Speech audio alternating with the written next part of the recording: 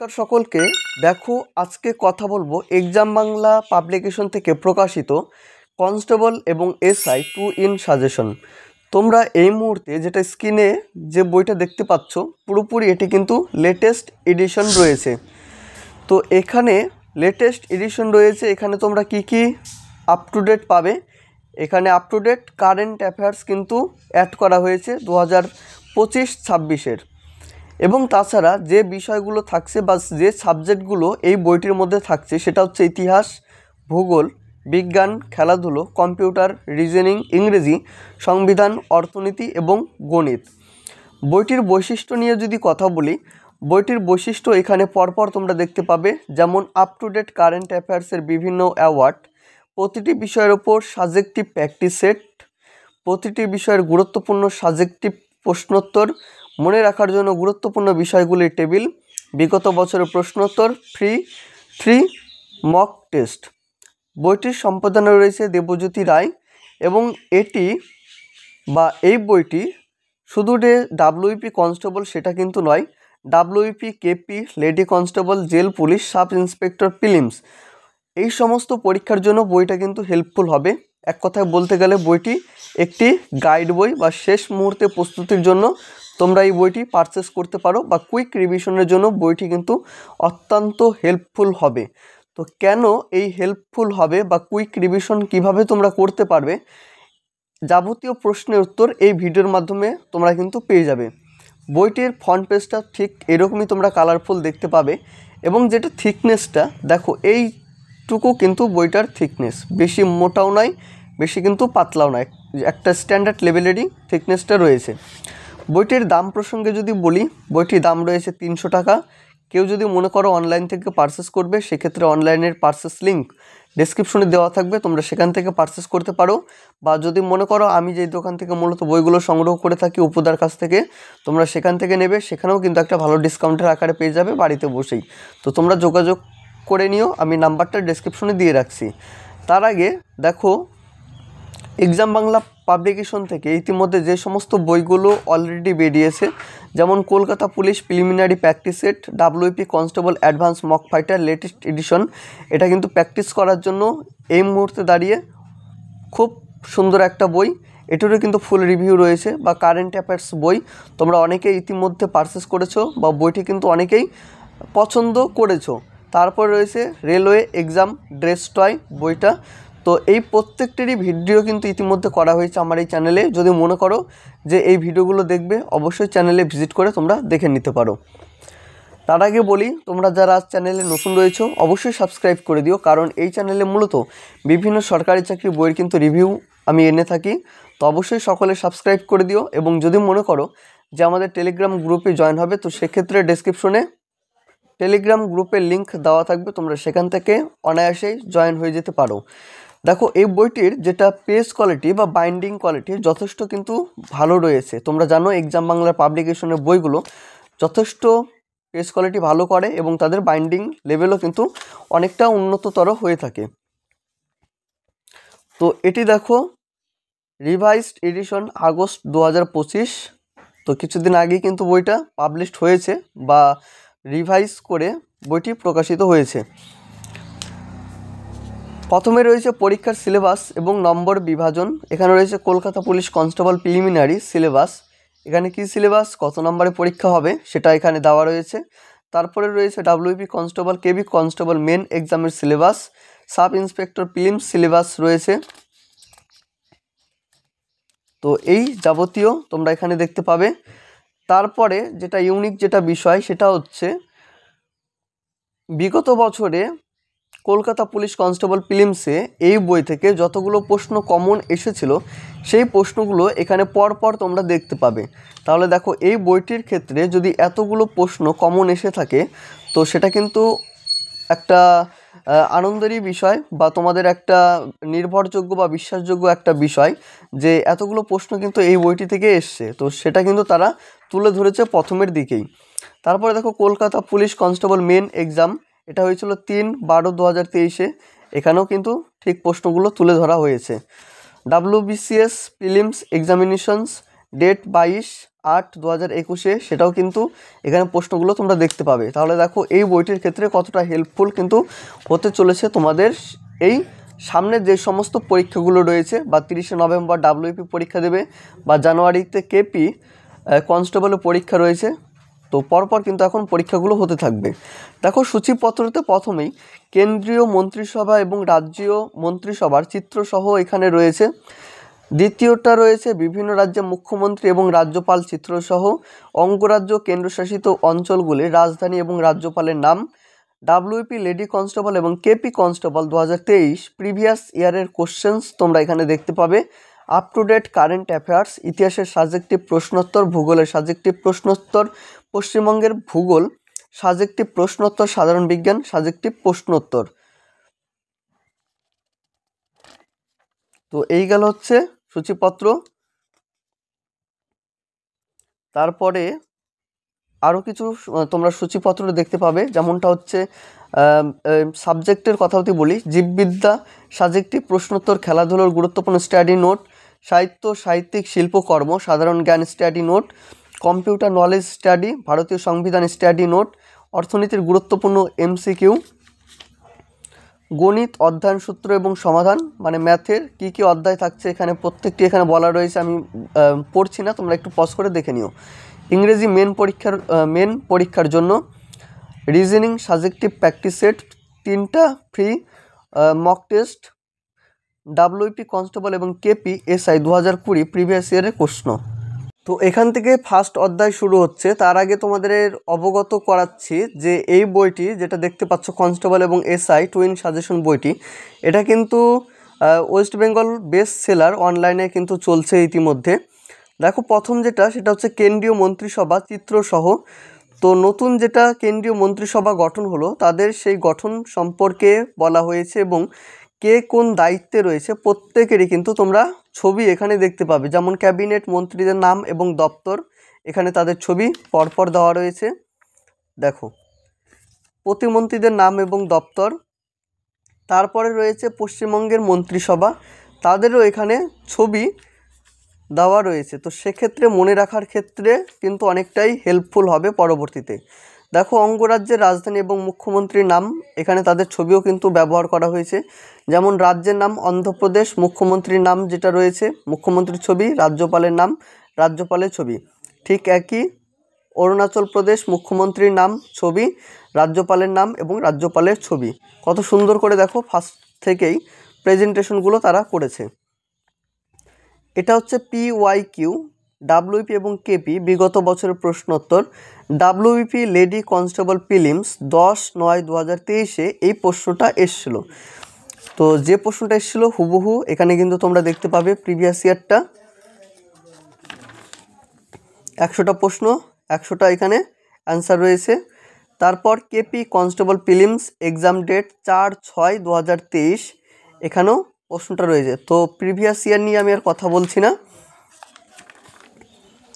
তারপরে দেখো up to date current affairs, যেটা এই বইটির ক্ষেত্রে অত্যন্ত হেল্পফুল করেছে বা সকলের কাছে নতুন করে আবার দৃষ্টি আকর্ষণ করছে কেনার জন্য বইটি। তো সেটা হচ্ছে up to date current affairs.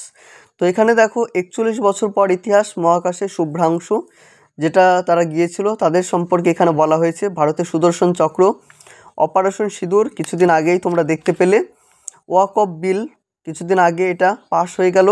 ভারতের প্রথম সৌর মিশন আদিত্য L1, চাঁদের দক্ষিণ মেরুতে ভারত। G20 সম্পর্কে গুরুত্বপূর্ণ তথ্য, লোকসভা নির্বাচন 2024 সম্পর্কে বলা হয়েছে, কেন্দ্রীয় বাজেট 2024 সম্পর্কে এখানে বলা হয়েছে। ক্রিকেট বিশ্বকাপ 23 সম্পর্কে এখানে ওয়ানলাইনার দেখতে পাবে বেশ কয়েক। নোবেল পুরস্কার, সাহিত্য একাডেমি 2024, পুলিৎজার পুরস্কার 2025, অস্কার পুরস্কার 2025, দাদা সাহেব ফালকে পুরস্কার 2024 সালে যারা পেলেন তাদের এখানে নাম রয়েছে এবং কিসের জন্য তারা পেলেন সেটাও কিন্তু এখানে তোমরা দেখতে পাবে। দেখো কারেন্ট অ্যাফেয়ার্সের কিন্তু অনেকটা অংশ এবং এখানে বেশ কিছু গুরুত্বপূর্ণ প্রশ্ন তোমরা দেখতে পাবে। যেমন প্রথম কোন ভারতীয় ভারতরত্ন পুরস্কারটি পেয়েছিলেন? ডক্টর সর্বপল্লী রাধাকৃষ্ণন চক্রবর্তী, রাজাগোপালাচারী এবং ডক্টর CV রমন 1954 খ্রিস্টাব্দে। জ্ঞানপীঠ পুরস্কার কোন ক্ষেত্রে দেওয়া হয় এবং প্রথম কত সালে দেওয়া হয়েছিল? সাহিত্য থেকে 1951 সালে। প্রথম কোন মহিলা ভারতরত্ন পুরস্কার পেয়েছিলেন? শ্রীমতী ইন্দিরা গান্ধী। তো এটা হচ্ছে তোমার প্রশ্ন উত্তর। কে কোন পদে নিযুক্ত এখানে দেওয়া রয়েছে। বিভিন্ন কোম্পানির সিইওদের নাম। Current affairs hot one liner এখানে দেখতে পাবে অনেকগুলোই পাই ওয়ান লাইনার হিসাবে ব্যবহার করা হয়েছে। দেখো এইগুলো কিন্তু কারেন্ট অ্যাফেয়ার্সেরই ওয়ান লাইনার।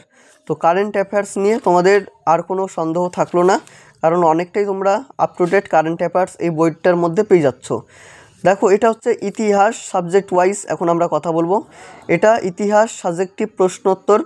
যেমন মানুষ প্রথম কোন পশুকে পোষ মানিয়েছিল? সকলেই জানো কুকুর। প্রথম গৃহপালিত পশু কি? ভেড়া।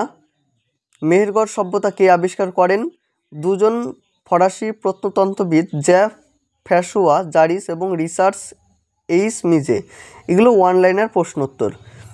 ঋগ বৈদিক যুগে পরিবারের প্রধানকে কি বলা হতো? কুলপতি বা কুলপা। চতুরাশ্রম কি? বেদকে অপরিসীয় বলা হয় কেন?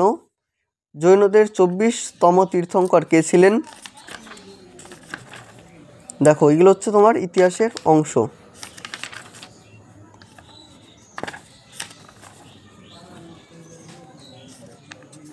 প্রায় অনেকটা অংশ জুড়ে কিন্তু ইতিহাসটা কভার করেছে। তারপর দেখো ইতিহাস প্র্যাকটিস সেট, যেটা আমি বলেছিলাম।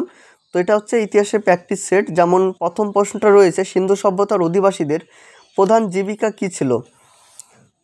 অপশন রয়েছে গবাদি পালন, শিকার, বাণিজ্য, কৃষিকার্য।